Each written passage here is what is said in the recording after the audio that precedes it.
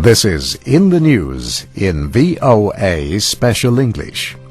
This week, Russia buried its former president with full honors in Moscow. Boris Yeltsin died Monday at age 76. He served from 1991 to 1999. He will always be remembered as Russia's first democratically elected leader.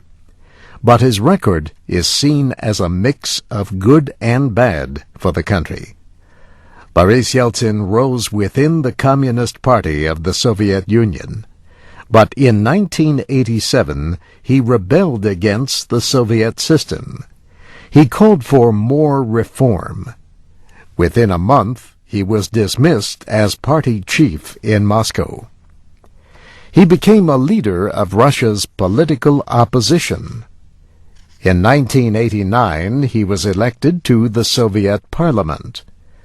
2 years later, he was elected President of the Russian Republic, at that time the Russian Soviet Federal Socialist Republic. Mikhail Gorbachev was President of the Soviet Union. That same year, 1991, a group of plotters from the military, Communist Party, and KGB secret police tried to seize power. Leaders of the attempted overthrow detained Mister Gorbachev, but Mister Yeltsin climbed onto an army tank in Moscow to urge people to resist. The coup attempt failed.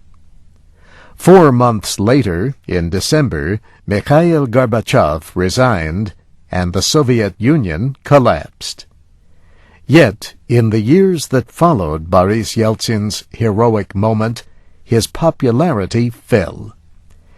In October of 1993, he ordered the army to shell the parliament building to end an occupation by his opponents.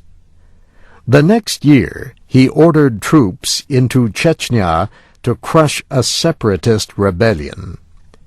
The war that followed resulted in more than 75,000 deaths, mostly civilians. Yet, Mister Yeltsin's presidency also led to open elections in Russia. It led to private property rights and the right to free speech. He pushed for economic reforms, but critics said those policies went too far, leaving millions of Russians in poverty.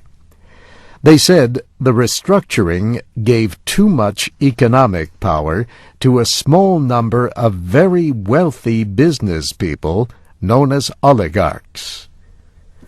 Boris Yeltsin had a history of heart problems and heavy drinking.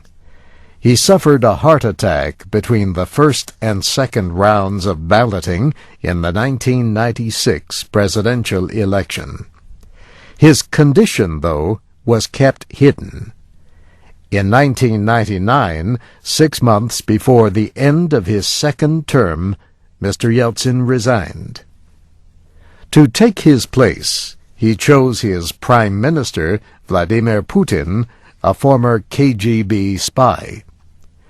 Mr. Putin was then elected president in 2000 and re-elected 4 years later. This week, he remembered Mr. Yeltsin as a man thanks to whom a new democratic Russia was born. Political scientists say history will remember Boris Yeltsin as a leader who was democratic in some ways, but not in others. They say Russia, under Mister Yeltsin, was a far more open place than it was during Soviet times, and more open than it is now. And that's In the News in VOA Special English, written by Brianna Blake. I'm Steve Ember.